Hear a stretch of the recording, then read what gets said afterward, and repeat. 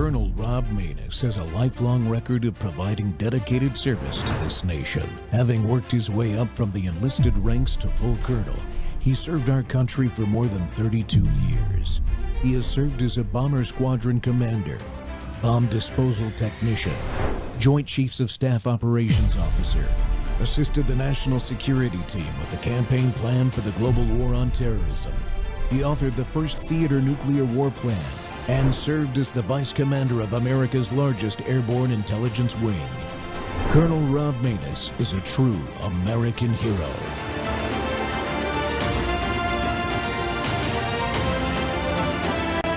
This is Rob Maness Live. I think we had a really great meeting, and we're very proud of the party here. We like everybody really in the room. I don't like a few people, but that's okay. I think you know who they are. But I'll give you that information someday. But for the most part, we have a really well-unified party. And I said it very strongly. We have the hottest country anywhere in the world. We're the most powerful, we're the smartest, we're the most respected. 2 years ago, we were a laughingstock all over the world. We had a terrible group of people representing us. Every leader, I just left G7, every leader, and we had a lot of people in addition to G7, as you know, came. Everyone said, what we've done in a year and a half is a miracle. Friends, welcome back to the Rob Maness Show on Truth Thursday today, and we're live on Worldview 2 and our X Spaces simulcast. Well, you just saw President Trump laying into Senate Republicans, calling out the rhinos, making it clear he's fed up with the dysfunction in that chamber. Every clip you'll see today is from that chamber or about it. The frustration is real, and it's not just about one meeting or one single bill. It goes very much deeper. The United States Senate was never designed to be just another popularly elected body like the House of Representatives. The founders created it as a deliberative body to represent the sovereign states that were part of the compact of the U.S. Constitution, with senators chosen by state legislatures, not by direct popular vote. That structure was meant to protect federalism, to check federal power, and keep the Senate focused on the long-term interests of the states. But in 1913, 17th Amendment changed all that. And since then, senators have become more responsive to national donors, party leaders, and the D.C. machine than to the states and the people of those states they're supposed to represent. The result is exactly what we're seeing today: gridlock, broken promises, and a Senate that often feels completely disconnected from the American people, and most importantly, from the Constitution of the United States. Well, my guest today has been digging into this issue for years. He's a highly respected attorney who specializes in investigating public corruption and racketeering, the same kind of institutional failures we see in Arizona and across the country. He's currently a graduate student and researcher in public administration, and he's teaching political science. He's the co-author, along with James R., of this new book, Restoring the Senate. John Thaler. John, welcome back to the Rob Maness Show. Thank you, Colonel. It's so good to be with you today. Yeah, man. I tell you what, I'm excited to see the book. Finally, somebody has written about this issue in enough detail that maybe it will get through some people's heads that what happened in 1917 was probably one of the worst wrong turns the United States has ever had. Am I right? Oh, well, you're absolutely right about that. And I think one of the impetuses for the book was not just that James R. and I would talk about this on the air, but you have this very strong movement today from all over the country of people wanting to abolish the Electoral College.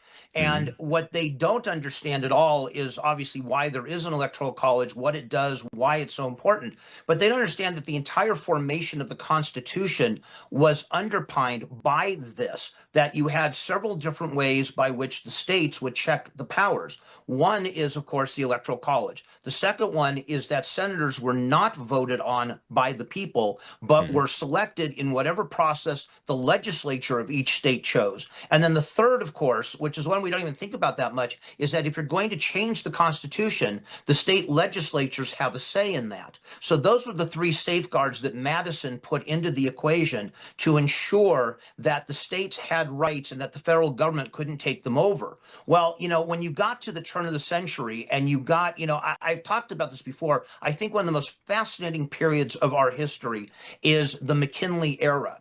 And it's because it is the age where we really get into the Industrial Revolution. It's where railroads are going across country for the first time. It's where oil starts to become very important. It's the beginning of the combustion engine and, of course, cars. And so you finally had, what we call today billionaires and trillionaires, but that's when you first started having millionaires. And if you go back in time, the comments that are being made, the negative comments being made against Musk are the same comments that were made against Rockefeller and others, that they were going to somehow destroy our society. So you had lots of money in politics. Remember, and this is, I think, very important, you didn't have an income tax or barely had an income tax back then. So everything you did was at the state level, including your taxes. And corruption ensued, which, happens anytime you have money in politics. And it got so bad that states like Delaware at one point couldn't even seat a senator for almost a 2-year period. And so in the wisdom of the populace, they said, well, this is horrible. There's these millionaires controlling everything. We'll let the people decide. And they passed the 17th Amendment, and they decided that from now on, you're going to vote for your U.S. senator. And I would bet you if you took a poll of, say, graduating college students today, and you asked them if they even knew what the 17th Amendment was, they would tell you they have absolutely no idea. It's not taught, as are many other things, but it's not taught. So the foundations that made this country and made the Constitution what it is have been entirely bypassed by education. And the result is that you have these comments constantly on X and other places. I mean, just spend 5 minutes on MS Now, and they will tell you they need to abolish the Electoral College. Well, like I said, that would be the second domino, and just wait till amending the Constitution doesn't go to the states anymore. It's really, really tragic that we don't know these things and that we don't at least examine what the cause and effect was. Prohibition was easy. Oh, wait, I can't drink. Let's get rid of this. I want to drink my alcohol. But you don't really know from things like the 17th Amendment what the effects are because nobody's really ever studied them. So James and I tried to do it here to give a history, to give a background, to kind of also make it fun because we think it's such an interesting time in our history. But also, if we did repeal it, what would happen? Yeah. I mean, this subject is not alone in that. I think, to be honest with you, the reason why we're not teaching our kids about the realities of things like the Declaration of Independence and the Constitution, more importantly, and everything that's come since then, whether it's right or wrong, is creating the problems you're seeing, not just in our government today, but on our streets. The Civil War is one thing. Look, the Civil War didn't settle any questions. The question being, can a state that signed up voluntarily for the compact voluntarily leave if it sees the compact's being broken in its judgment? That question has never been answered. We were talking before the show about people doing things in practice and saying it's a law and what the law actually says.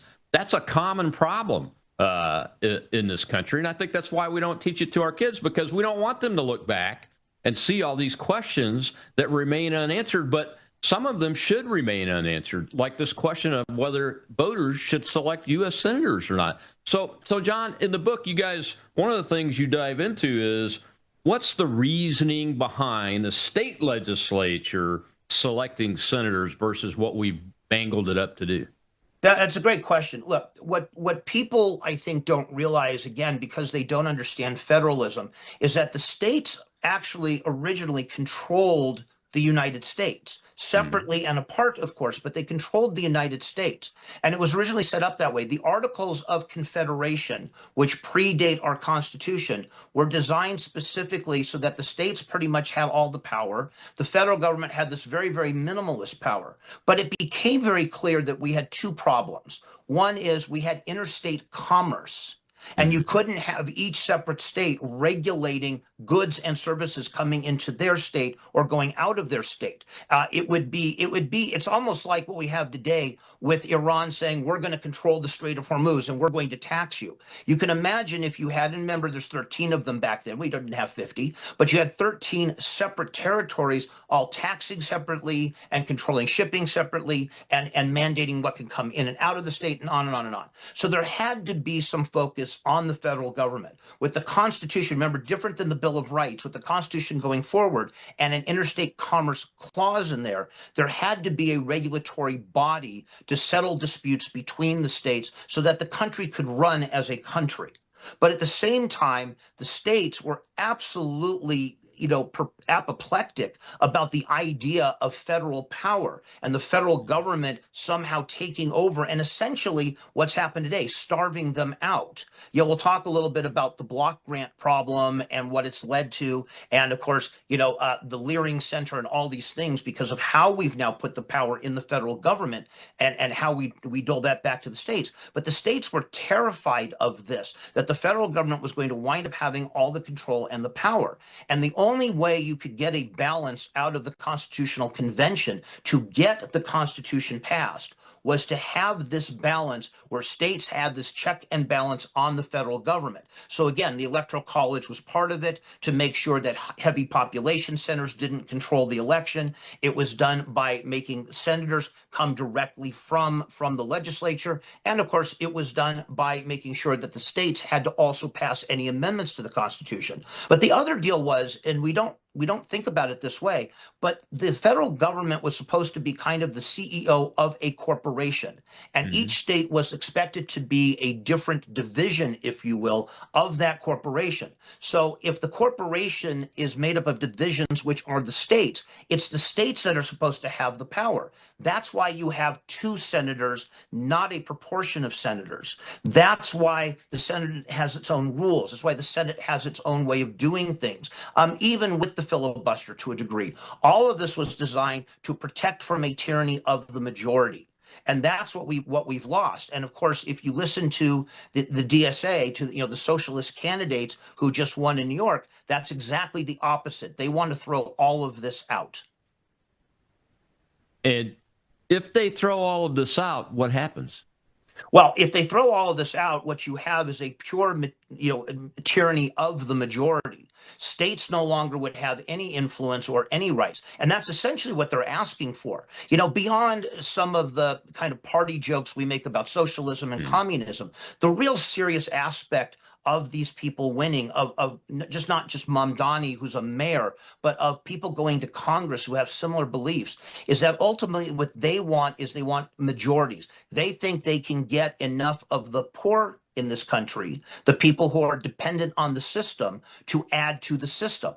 This has been one of the things that we've talked about, I think, in history classes, ad nauseum, is that the entire problem here is that once you vote yourself from the trough, you never give up the trough, and you keep voting more and more to be fed into it. And that's the theory. If we can put enough people on the dole, we'll get to a point where more and more people are dependent on the dole. They don't care about their states. They certainly don't care about their localities.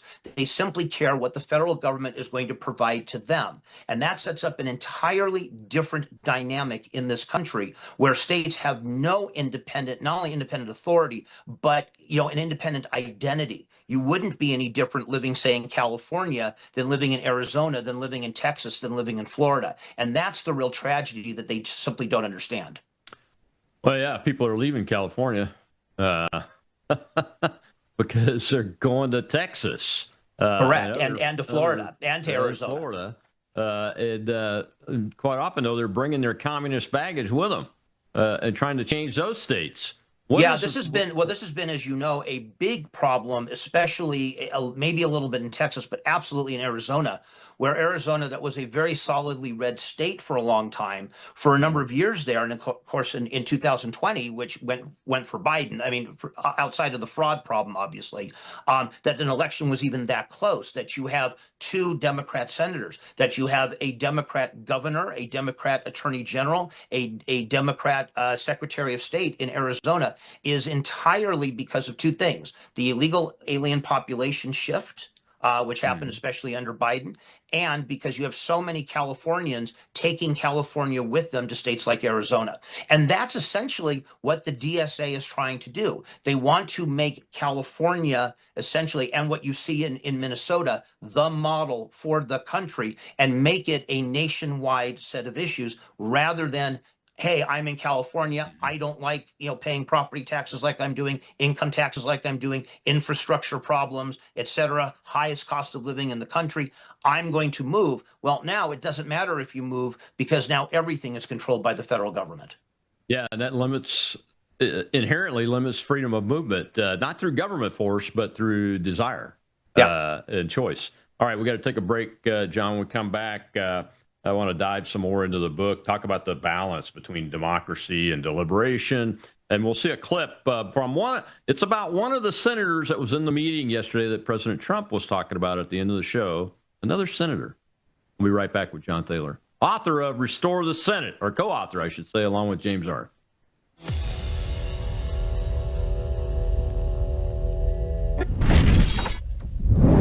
At a certain age, you stop chasing younger. You start protecting what helps you feel steady, strong, and well.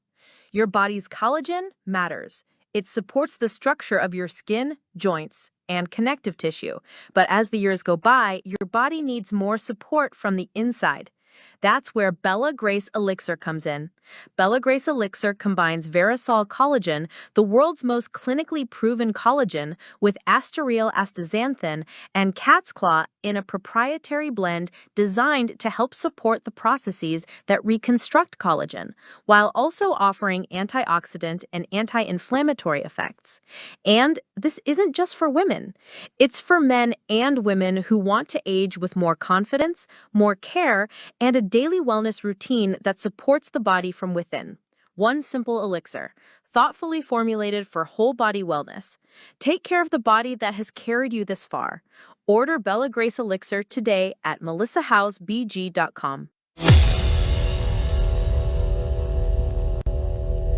So, Lauren, take us behind closed doors. What happened inside that room? Yeah, I mean, what we have heard from sources that were in that room and Senator Bill Cassidy himself is that this was an exchange that really escalated with the president. Bill Cassidy telling our colleague Morgan Rimmer just a few moments ago that he lost his temper. Essentially, the president was asking why these 4 Republican senators would vote for this war powers vote last night. And at that point, Cassidy told our colleague Morgan Rimmer that he asked the president, is that a rhetorical question, or do you want to actually know the answer? The president invited him to share why he voted the way that he did. And essentially, Cassidy berated the president for what has transpired in Iran, for not being clear with Congress about his actions in the region, and essentially arguing that until he got a more fulsome briefing of what was transpiring, he was going to continue voting the way that he was voting. Cassidy said that the president was raising his voice, and in response, he continued to raise his. He said he lost his temper, that he's not necessarily proud of that fact, but he joked it was the Irish in him. I mean, obviously, this was an extremely tense exchange. A lot of Republican senators coming out of that meeting noted that it had taken place. Some of them, Senator Tommy Tuberville, tried to downplay it to me, arguing that it was a really cordial exchange, that they were just having a difference of opinion.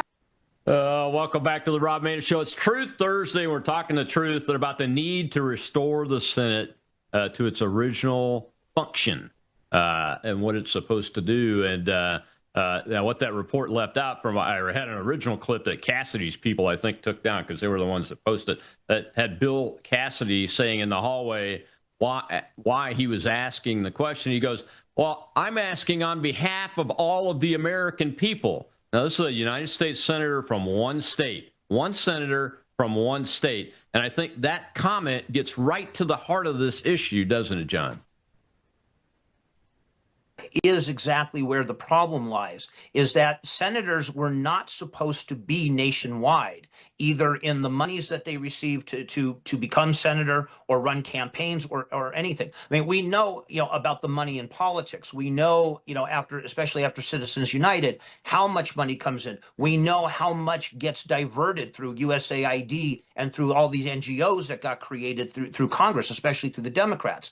The idea of a senator was supposed to be a representative of the state, and that's why the state chose the representative. He is not supposed to be a senator for the American people. He is supposed to be a senator specifically representing his state of Louisiana. What do the people of Louisiana want? Obviously not what Bill Cassidy wants, because he just got his rear end thrown out.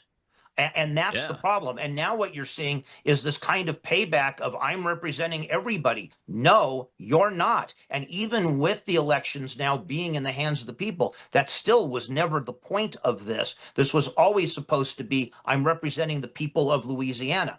I guess Bill Cassidy didn't get the memo. He's not a very bright guy. Trust me, I'm very familiar.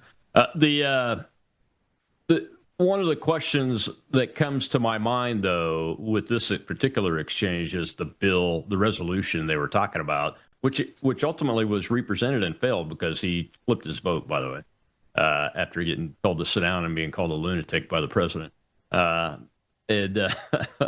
Anyway, and that is the Congress, the Senate being the key functioning organ for the states in the legislative process, abdicating its war powers to the executive branch. That's what this is all about. Why are they yelling at the commander-in-chief for doing the things that they've abdicated on? Well, look, this is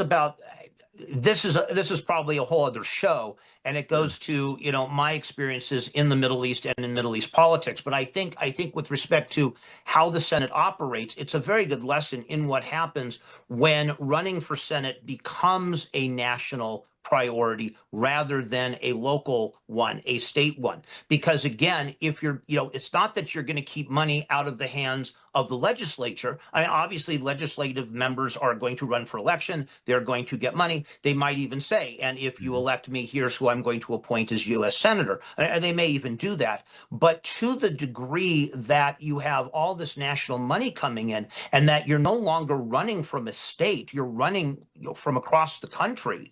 I mean, look at the Talarico race. Look at Paxton and Talarico. And it's not obviously the only example, but look at all that flood of money. They're not running from Texas per se, even though it's Texas voters. They're running across the nation to get the donations to come in to be able to run. So, how much influence Texans have anymore, I guess we'll see on election day. Hopefully a lot to put Paxton in the Senate. But this is the problem. It was never supposed to be this way. The Texas legislature was supposed to decide who do we think best represents our interests in the U.S. Senate. Who's going to do the most good for the state of Texas? Who's going to represent our wishes and our desires? And that's not what you have anymore. And so, this is what you get. You get four of these senators who, no longer Cassidy, but the others who depend on cash coming in from across the country, not from a legislature choosing them, who now take the position, based on popularity polls, oftentimes which are based on false information. And now that's what you get. You get people running for office who are running nationally and not locally. And it takes all of us, in the particular state that we live in, out of the campaign. Even though we get the vote, it takes us kind of out of the campaign and certainly out of the selection process. Because now, especially in the primary process, outside money and outside influence is playing almost an exclusive role in who's even determined to run in November. So say we turned back the 17th Amendment and repealed it. Do we have any surviving records of how the senator selection was operated in practice by the states? Yeah, we do. And what mostly happened back then is that there would be, I think of it as the House speakership election. It was very similar to that, where names would be nominated and put up for nomination, and then the legislature, unless it made a separate set of rules, but for the most part, legislatures then combined, usually you have two chambers of a state legislature, they would vote for the people, and they would have their own rules. Did you need a majority? Did you need a supermajority? Could you get a plurality if there were more than two candidates on the ballot? Each state had its own rules. But again, each state had its own rules. That was the beauty of this, that states could decide. And if you didn't like the rules, nowadays you could have a proposition on a ballot that changes the rules. You could have the legislature making changes to the rules, but you could make the rules make sense for your state. And then you would put people up for vote. They would get a vote. And as I said, one of the reasons it got, this whole system got done and the 17th Amendment came into effect is because states like Delaware couldn't get anybody elected. So they would go through needing a majority, and they couldn't get a majority vote on a candidate. And this went on for 2 years. And it was one of the catalysts to put in the 17th Amendment in the first place. So, yeah, that happens. But you know what? That's exactly how it was intended to work. If a state couldn't agree on somebody, if the legislature could not pick somebody to be a majority winner, just like we can't in the House of Representatives, guess what? You have no Speaker of the House, you have no U.S. Senator. That's precisely how it was intended to work. The Founding Fathers understood that you could have either corruption or you could just have disagreement, and you could have this happen. And you know what? Too bad for Delaware or California or anywhere else where this happens. Too bad. That is the system. That's how it works. And if you can't place somebody, then you can't. If you can't place a Speaker of the House, what happens? The House is not entitled to conduct any business. That's exactly the impetus to figure it out. States often did the same thing. If you couldn't put somebody in the seat, you have to figure it out because now you have no U.S. senators. So stuff did get resolved, but people wanted quicker resolution. They thought, oh, isn't it great if we democratize this? We are not, as we've said before, we are not a democracy, and we are not one for a very good set of reasons. This is how we prevent tyranny of the majority, is through these issues. Otherwise, that's exactly what you have. And as I said, as the federal government gains more power and provides more benefits to more and more people, what are people's fundamental interests? It's not losing your benefits, not necessarily what's doing the best for your country or anywhere else. And so that's the problem you get into here. Yeah, as Ronald Reagan said, and I'll paraphrase him, the closest thing to everlasting life outside of going to heaven is a government program, I believe. Something to that effect. We've got a question in the audience. Let's go ahead and take that. Go ahead, Shel. We have SJV, sir. Thank you for taking my question because it's something I'm passionate about. My understanding, the reason the Senate was designed the way it was to resist change. So, the next fad comes along doesn't totally change our government. I couldn't explain it in a millisecond. But the thing is,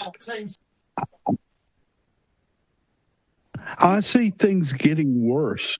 Because I see even Republicans saying. Question for our guest, SJV. Yeah, I see us getting worse by removing rules to make things easier done, and that's the big swing we see back and forth. How do we revert this? How do we get people to realize that Trump pushing through everything he can isn't the right way to go? Somehow we need to get back to compromise. I would agree with you on this.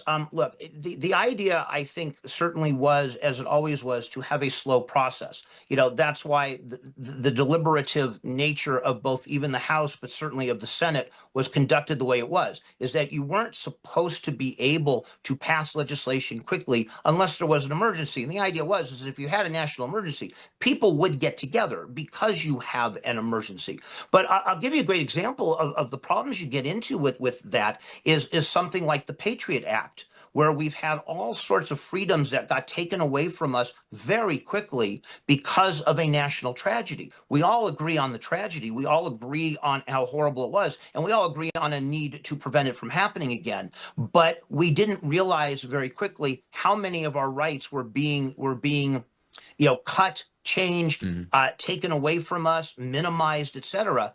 And, people kind of said, okay, well, this is okay with us. No, it's not. So the Senate was designed very particularly to be as slow a deliberative body as it could, to make sure, again, that majority tyranny idea didn't come into play. So that just because the majority of Americans wanted something didn't mean it was going to happen, especially if it cut into that juxtaposition between the federal government and the states.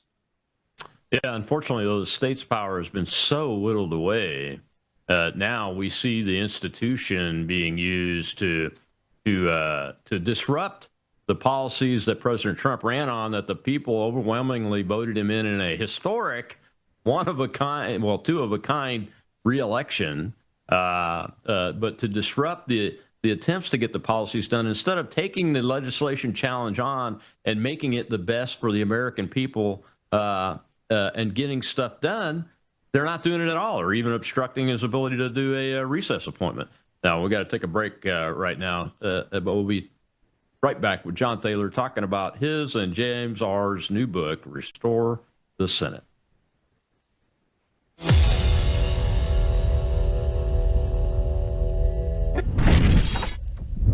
Take a look at the water you just poured. It looks clean. It tastes fine. But what's really in it? Lead, fluoride, arsenic, chlorine, pesticides, PFAS forever chemicals, pharmaceutical residues, and bacteria. Every single day, these toxins flow straight from your tap into your glass, into your family. It's time for Sentry H2O from Worldview Water. Sentry H2O is the ultimate water treatment technology, designed to remove harmful toxins, balance your water's pH, and enrich it with essential minerals like calcium and magnesium, the way nature intended. From commercial-scale systems to whole-house filtration to crisp, delicious drinking water right at your kitchen sink and shower, Sentry H2O delivers cleaner, healthier water everywhere you need it. No plumber, no tools, no plumbing knowledge required. Perfect for homes, apartments, rentals, RVs, refrigerators, and more. Because everyone deserves access to clean, healthy water. Visit worldviewwater.net. That's worldviewwater.net.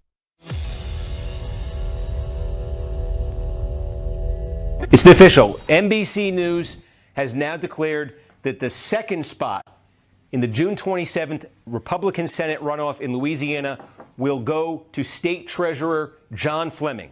So the runoff now is set. Congresswoman Julia Letlow, State Treasurer John Fleming, and that means that Senator Bill Cassidy, two-term Republican incumbent senator who voted to convict Donald Trump in his second impeachment trial in January of 2021, has been defeated. He will be denied renomination, and he will become the first sitting Republican senator, elected Republican senator since 2012, to lose a primary, to be denied renomination by his party. Again, Letlow clearly leading here tonight. Fleming, though, now safely, securely in second place here. Cassidy in third. The runoff set for June 27th. Welcome back to the Rob Maness Show. It's Truth Thursday. We're talking about the new book, Restore the Senate, by attorney John Thaler and his partner James R., a political commentator. And I just had to show that clip, number one, just to show the very lackluster performance that a two-term senator had when a real closed primary election occurred, and he was soundly defeated, couldn't even get into the runoff. But two, that runoff is this coming Saturday on 27 June. Get out there, and Donald Trump endorsed Letlow in that race. So if you're listening to this and you're in Louisiana, remember that, June 27th, on Saturday, go vote. John, the other reason I showed that clip is that none of that should be even in play based on what we're talking about here. It should be the state legislature. Now, did any states just have the governor appoint their senators under the old system? No, actually, the old Okay. system actually required that it be appointed by the legislature. The rules, as we talked about earlier, could be different from state to state, but it was the legislature that was in charge of doing so. So the idea is that you still had a people's body and a deliberative body, not just a single person or anything, because then you just give all the money to the governor. The governor picks the person, who probably gave him the most money, and that's who your senators would be. So the idea is that this had to come from the entire deliberative body of the legislature, because those are the people who are closest to the citizens. That was the model. People really, really, really forget, I think, that the model here is that we vote for people to then represent us. And, we have in our states, we have even smaller districts than what we have. Right now it's about 750,000 people per U.S. House seat, give or take. For many, many states, that can be as small as about 75,000, so maybe 1/10. So the whole idea is that you have these small deliberative bodies. You have, local, district captains, if you will. You have, an ability to meet the candidates, see the candidates, et cetera. In Colorado, a friend of mine who's actually the person who introduced me to James R., Jim Wiley, is running for Secretary of State. And the way in which he's doing it is to go to these small deliberative bodies and groups and to introduce himself and to talk about the issues in Colorado, which obviously have become a lot more famous. Voting issues here have become very famous lately, but to go and talk to them and meet with them. And this is how you meet the people. This is how you don't have that kind of starstruck distance between you and the person who's controlling, what you do, what your life is all about. You actually are their friends. You're their neighbors. They understand you. You understand them. You all come from the same place. They get together in the state capitol and they pick somebody who's going to best represent you. Now, is this without flaws? Absolutely, it's not. Nothing in politics is. But is this better than what you have now? Absolutely. And your example of Bill Cassidy, I think, is an exact example, probably quintessential, of what the problem is. If Cassidy were trying to run for a third term, he would never have gotten off the ground, because the legislature would have said, yeah, you're not doing the job again. You're fired. Yeah. I mean, he wasn't doing what the state wanted him to do. How did the states transmit that to the senators when the senators were picked by the state legislature? Did they give them guidance? Yes, they did. Yeah, they absolutely did. And in fact, think of it this way. When congressmen, people talk about congressmen being on breaks, they never work. But we both know that's absolutely false. Congressmen fly back and forth consistently from their districts. They have meetings in their districts. They meet with constituents. They meet with businesses. They meet with individuals. They find out what's going on in your life, and they go back to Washington and they do it. So the idea that somehow they're not doing any work simply because they're not sitting in Washington, well, some of us actually applaud the fact that they're not doing the work in Washington. But the same thing with the Senate. But the difference is the Senate didn't meet as much with constituents. They met with the legislature. So they would fly back or drive back or horse and buggy it back in the day to their state. And again, remember, when you only had 13 states and then 15 and 17, et cetera, it wasn't like you had to come all the way to California yet. But when you went back to your home state, you basically met with your legislature and you talked about what the needs of the legislature were. Maybe they were passing a program that needed government funding. Maybe they needed something changed in interstate commerce. Maybe there was something in overseas commerce that they needed to be done. But the legislature could tell their Senate representative, the senator would go back to the U.S. Senate and try to accomplish it. Well, that makes perfect sense. The guys that wrote the Constitution were pretty smart. They were very smart. What did they say in the Federalist Papers about this body? They didn't talk about it that much in the Federalist Papers because there wasn't a discrepancy going on here. Nobody had an argument about this. In fact, it's almost the opposite, that the bigger deal was really in how you wrote the Constitution and what were the Article 1, 2, 3, 4 powers. That mattered more than how you had a Senate and a House, except for the fact that the Senate was going to be two-person. So every state, no matter what the size, state of Wyoming, which has the least population, has one congressman, but has two senators. And that's why they have two senators, because again, they're not representing the people of Wyoming, they're representing the legislature of Wyoming. So it went into that total package of federalism. It went into an electoral college. It went into electing the Senate, and it went into the ability of the states to have a say in amending the Constitution. That was the trifecta. Oh, wow. All right, we got another question from the audience. This is great. I like getting questions from the audience. Go ahead, Joe. We have Joe Lanusa. Hey, thank you. A longtime fan, Colonel Manus, first-time caller. On the or mumblings back in the mid-1800s, I think Delaware was one that went a couple of years or some time without being represented. But this culminated up into the, of course, post-Civil War, early 1900s. What were the arguments to take senators from being essentially the state government's representative to be the people's in a state, the population in a state's represented? What were some of the arguments that this was a constitutional amendment? They had to convince the people. What were the arguments at the time? Do you know? The biggest argument was corruption. The biggest problem that existed then, and I was talking about this a little bit earlier, is that you have to remember, up until 1913, when this passed, states were in charge. You didn't have a federal income tax system like you have today. So all of your money that was paid in taxes was on property taxes, sales taxes, and income taxes to the states. So what was happening was that the states were corrupt. States were getting what you see now is happening to the federal government. Look, money goes to where the power is, and that's where the power centers were the states. So what you had was all of the money going into the races for, state Senate, state, California be state assembly or state house as it is in Arizona, whatever your two state houses were, that's where all the money and corruption was going. And then that was a payoff-orama. Where I think of this for California, where you have the Public Employees Union controlling the state of California. Well, who do you think are going to be the two senators that the state of California is going to pick?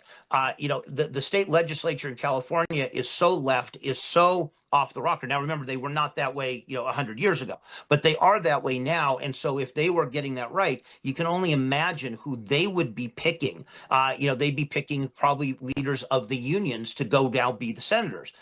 The good side is that would be offset by the other 98 senators. So you didn't have the problem really at the U.S. Senate level. You had it within the states, and the states were so fed up with the corruption and with the money going there and all the money going into who was going to be a U.S. senator that's what was the impetus to changing this. The problem was they didn't really look forward on this. So they took a corruption problem that was happening because all of a sudden you had millionaires. Remember, all of a sudden you had John Rockefeller and others who are now making these huge amounts of money and being able to put it into politics. You had political machines like the beginnings of the Pendergast machine in Kansas City that were able to put people into office, et cetera. So you had to deal with that problem, but they didn't foresee that as millionaires had millions as compared to the rest of the folks, they were simply going to pay now for U.S. senators. They were going to pay now for House members. They were going to ultimately, as we see now, pay for presidents. I mean, keep in mind how much money was spent last time. Kamala Harris, we talk about 1.3 billion, but it's really closer to about $1.8 billion. Trump spent about $700 million. Where is all that coming from? So you're always going to have this problem of money in politics unless you change laws, and really at the Supreme Court level. That doesn't change. And so for the rest of it, they also didn't see that as the federal government gained strength, all that was going to happen is now you have a federal income tax. Now you have, federalized senators. It doesn't matter where you go. Those problems of corruption are not solved by simply changing what size ball you use in your game. It doesn't make any difference. So they didn't have the long-term vision there to see what the harm was going to be. They just simply said, like the Patriot Act, well, we have a problem, here's an immediate solution. And of course, people like voting, and they shouldn't. And why should they not? Why should I not want to vote for my U.S. senator? I don't want to because of federalism, because I understand this. But I understand that most people enjoy this. We've been doing this for an awfully long time, over 100 years, and it feels like a normal part of the process. And as a result, nobody, unlike Prohibition, nobody ever came back and examined this to say, well, wait a minute, did this really get us where we want to go? And has this created far more problems than good? And of course, what we argue, what James and I argue, is it really has created far more problems than good. And you're seeing the fruits of them. And I think when we come back from the next break, I think the Colonel and I are going to talk about the great American divorce that we see going on here and how it plays into this whole problem of federalism. Yeah, we are. You were talking about the money thing.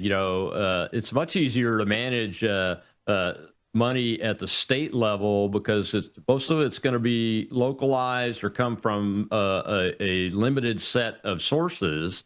And then when we elevated it up to the federal level, now all of your senators are controlled by the same small group of big money entities, whether it be a person, a family, corporations, non-government organizations, government feeding tax dollars into non-government organizations like USAID did. I mean, the problem is much greater now that we've taken this on, and we'll talk specifics about that after this break.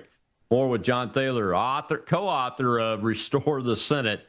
I've been talking about this for a long time, ever since before I ran for U.S. Senate, that we need to get back to the states being represented by the senators and not just another pack of voters, because the voters have our reps in the U.S. House of Representatives. That's why they're every 2-year cycles.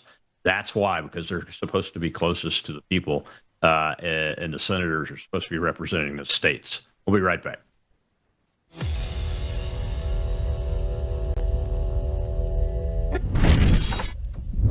Friends, this is Brandon Howes. For more than a year now, I've been teaching through the book of Revelation, and the response from you has been overwhelming. You've asked me again and again, when are you going to put this study in print? We want to mark it up. We want to share it with our families. Well, it's here. My brand new 2-volume commentary on the book of Revelation, verse by verse, chapter by chapter. This is not a watered down, allegorized replacement theology approach to Revelation. This is a literal, grammatical, historical study, the way the Lord intended his word to be read. And I connect the prophecy of Revelation to the headlines you're watching unfold right now, the rise of global government and the convergence of end-time events the Lord Jesus warned us about. Folks, we are living in serious days, and there has never been a more important time to understand what God has told us about what is coming. Get your 2-volume Revelation commentary today at worldviewstore.com. That's worldviewstore.com.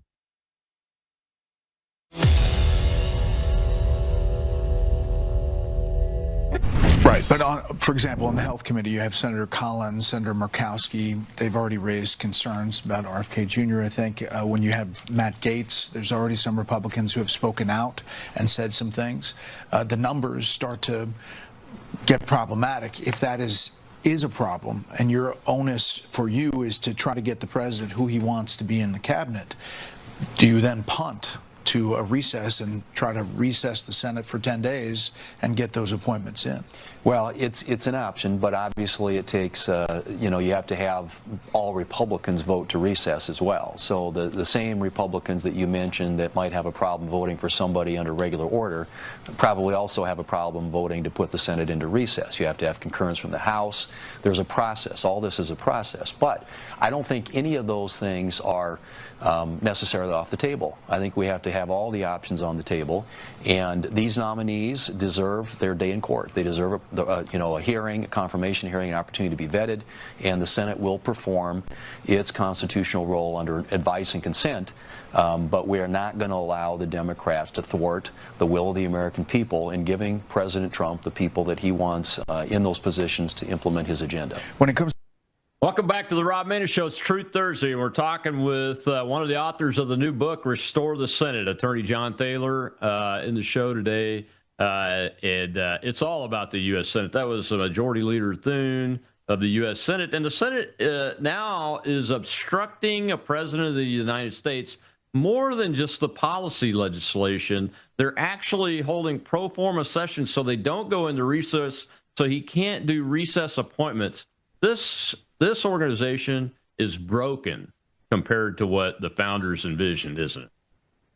It is entirely broken, and this is unfortunate. I think it's unfortunate, however, on both ends.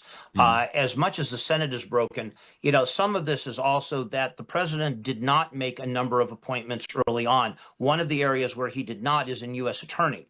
So he's relied on a number of temporary appointments, acting appointments, et cetera, some of which are somewhat violative of the rules about doing so. But, he could have put up there are roughly 93 U.S. attorneys. He could have, if he wanted to change them out, all of them or part of them, he could have put them up for nomination. And yes, that's difficult. And yes, that's a lot of people. And yes, it takes up a lot of time in the U.S. Senate. But he decided not to do it. So he kind of put himself in the position of where you have to do recess appointments to get a lot of people into jobs. I think for most people, they don't really understand that it's not just the cabinet. There are so many positions that require the advice and consent of the U.S. Senate. On the other side of this, I really, for the most part, there's a lot of things about John Thune I like. I know he's not popular among a lot of Republicans, but there's a lot of things I like about him. But one of the things that absolutely, almost to the point of at this point, disgusts me is exactly this, that either you believe in Trump's agenda or you don't. And if you don't, that's one thing. Say so, make it public. We can have a debate on that. But to kind of do it by this backdoor blocking of either recess appointments or just the ability to put forth judges just on the federal bench. We now have a vacancy on one of the federal appellate courts. It is absolutely disgusting. You cannot get business done this way. And either the Senate's going to have to take up actual appointments and full hearings, because that's what the Senate is there to do, or it's going to have to allow the recess appointments, which for most people, if they don't know, last 2 years. So it doesn't last longer, but it'll last 2 years. You've got to do that to get this done. You cannot have a functioning, federal government, a functioning executive branch without at least some level of recess appointments, given the dysfunction that you have in the Senate and the House, even though the House doesn't decide these. But the dysfunction there on getting things done is so great, and the divide is so great. And of course, in the Senate, the filibuster is so powerful in stopping people from being nominated and appointed that you're going to have to do something else. So I don't really understand at this point what Thune is doing. If you really don't like what President Trump is doing, say that. Just say that. Come out and say you disagree, and come out and tell us why. And then we can have that debate, and the Republican Party can have that debate. And Republicans, as Ronald Reagan used to do, I don't know if people remember this, Ronald Reagan, anytime he wanted something passed, any legislation at all where there was any question about its passage, got on TV, told the American people what he wanted to do and why he wanted to do it. And he said, call your congressman, call your senator, tell them to stand with this administration. So, this is getting to the point where I hate to say it because I don't like the term, but you're either for us or you're against us. And if you're going to be against us, say why. Stop playing these silly games, these silly procedural games to stop the agenda. Yeah, I appreciate the Reagan reference, but I mean, Donald Trump does that on steroids. Because now he has social media, he's on television, he's at rallies, and every single time, every single time he talks about the SAVE Act, the Save America Act, I think is what it's called, and that over 80% of the American people, including Democrats, need that to be there. They matter of fact, most people, if you polled them and asked them this question, why did you want Donald Trump to be president again in spite of all of the craziness? I bet you they would say to fix our election. Yeah. Well, and certainly from someone like me and my other book, Report to the Governor, I mean, that's one of the key issues for me is fixing elections. And of course, one of the things we talk about in Report to the Governor is the disaster of mail-in balloting, how fraudulent it's become, why it's become this way, how easily it's controlled. And one of the things that you see, especially between 2020 and 2024, is the number of mail-in ballots versus the result. The number of mail-in ballots that were counted in 2024 was about a third of what came in 2020. And yes, we had a COVID problem. And yes, some of this was because we had to take some extreme measures. I get it. But the difference here is night and day. You know, Trump wins every one of the battleground states versus not only losing those states, but losing states like Arizona, where we have proved that fraud made a difference in that race. May have made a difference in many of the other ones, but in Arizona for sure, that 11,400 difference in vote count was because of the fraud within mail-in ballots. And when you see what goes on in California, you know, and then you get Gavin Newsom and others going on the air and saying, oh, it's a travesty, this is fine, you're messing with our elections, we have free and fair elections. In my 2007 book, The Decline and Fall of California, and in the new edition I'm doing a book called Revisiting that book, which will be out in the fall, just in time for the election. You know, we talk about this in the second chapter of the book calls California, it's titled A Most Undemocratic State. You want to make your state undemocratic, use mail-in ballots. So, you know, the SAVE Act, there are things about it I like. There's things about it I don't like so much. It does have certain difficulties for some people, for sure. Are there other ways we might have tackled that? Maybe. But the bigger issue to me is not even the ID matters. But to me, it's not even just the ID. It's the fact that you can have mail-in ballots sent to everybody like they are in California. By the way, I haven't been a resident of California since 2011. I still get a mail-in ballot from California. It's so bad, it's so notoriously evil that if you do not do something to solve for that problem and then solve again for the vote count, we're waiting for the Supreme Court to rule on this. It'll be tomorrow. But the vote count problem of you can vote for this, you know, a week later, a month later. California allows 30 days for a ballot to come in. Is the mail system this bad that you can actually postmark your ballot on the day of the election, but a month later it comes in? It's an absurdity, and yet it's allowed, and it's absolutely positively not just killing elections, but more importantly, killing our confidence in them. And when you live in a federalist system, when you live in one where we are voting for representatives to then vote for us on what we want, how we want it, it is about as undemocratic as you get. But the left wants democratic. They want democracy. So explain to folks real quick, John, the difference between what was intended in this democracy that the left keeps talking about. Although we have a democratic republic, I get it and all that stuff, but there are two distinctly different things. I think one of our founders said something to the effect that a democracy is two wolves and a sheep at lunch, and the wolves are trying to decide, who gets how they're going to eat him. You know? Yeah. Look, democracy is a really fascinating concept. There really aren't true democracies in too many places, except for the fact of voting sometimes for leadership does sometimes do that. But even in Britain, for example, you know, you're voting for party, the Labour Party, the Conservative Party, you're voting for the party, and then you know who the person's going to be. You know who's going to be in charge, but you're not voting for Keir Starmer. You're voting for the Labour Party, and then the Labour Party is telling you who that leader is going to be and who's going to be in charge. In the United States, when we created this United States, states had independence. It was extraordinarily important that you did not change that. One of the reasons, by the way, was the opposite of what people think: freedom of religion. States were founded by different religions. And the whole concept here was that, the religion, the Quakers in Pennsylvania were going to be different than the Methodists, which were going to be different than the Baptists, which were going to be different than the Presbyterians, and different from the Lutherans, etc., and certainly different from the Jews. It was going to be different. And those differences in moral clarity, in view of the world, in child rearing, even in families, in how you operated, how you did things, how you conducted business, were different from state to state because of how they were founded and how they were developed. And so we couldn't have a democracy. You couldn't have a tyranny of the majority. You had to have a system where states had a say, where you certainly had a different way of doing things within your state, but the states, with respect to the federal government, had to have their way.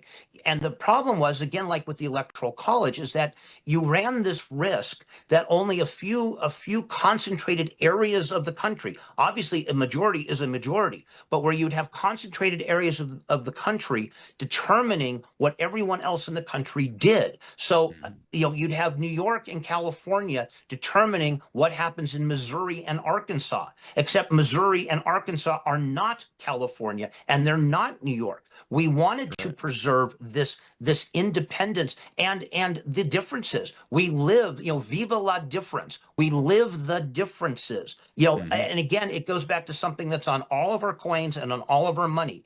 E pluribus unum.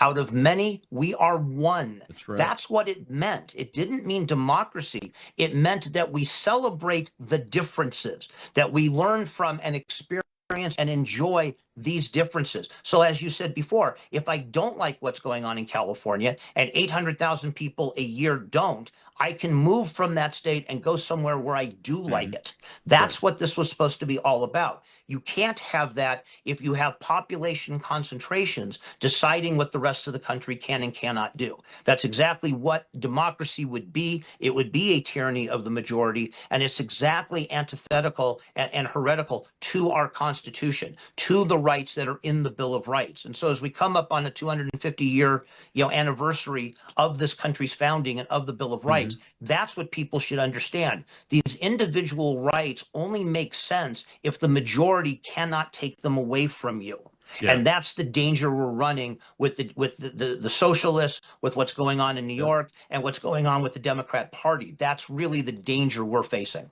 That's exactly right. And we were designed to not have to face it. We got to get back to that. I agree with you guys' thesis and premise in the book. How can folks find the book? The book is available on Amazon. It is available both on a Kindle edition and, of course, the softcover edition. We may make a hardcover edition available if people want it, but we think the softcover edition works just fine. It is also available. We have a website for this, as we often do, restoringthesenate.com, restoringthesenate.com. You can go there and not only see a number of things about myself and about James R. and about Pirate Radio. We'll be back on the air starting on Friday. We've had a little hiatus for the summer, for the beginning of the summer, but we're going to be back on Friday. People can find out about us, find out about the book. They can read some sections from the book, and they can not only order it there, but they can order autographed copies with both James and I will be autographing and sending out. We already have a number of orders. We should be getting those out within the next week or two, but that's a great place to order it and find out more about us and more about the book, and it's great to take a look at before you buy. We hope you all do. Well, thanks, Sean. I appreciate it. Appreciate your time. We will see you later. I'm sure you'll be back on the show. All right, folks. Remember, the 250th is coming up next week. I will see you on July 6th. We will be celebrating and doing some business up in the Washington, D.C. area. And remember your ancestors. Mine, William Manus, was a private in the Continental Army, the North Carolina line. They had just defeated the British invasion of Sullivan's Island around Charleston and are holding positions as the British flee to the north. That's what's happening today in my ancestors' life 250 years ago. Remember them because they are the reason why we have the chance to talk about this right now and do something about it. And you can get my book, What You Can Do About It, at Amazon and at robmanus.com, and the bonus chapters at robmanus.com, and it's free. I'll see you on the July 6th or Monday here on the Rob Manus Show.